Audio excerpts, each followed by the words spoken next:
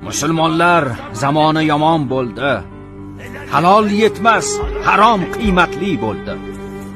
O'qilgan Qur'onga quloq tutilmas, shaytonlar semirdi, quvvatli bo'ldi. Harom bilan xamir tutdi dunyoni. Fasod ishlar qilgan hurmatli bo'ldi. Kimgaki Tangridan xabar berursan, tutib boshingga urar, hujjatli bo'ldi. Shogird ustoziga xarxasha qilar, o'g'il ota bilan izzatli bo'ldi.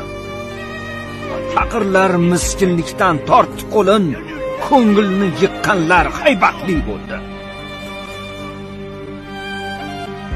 Payg'ambar o'rniga o'tgan xo'jalar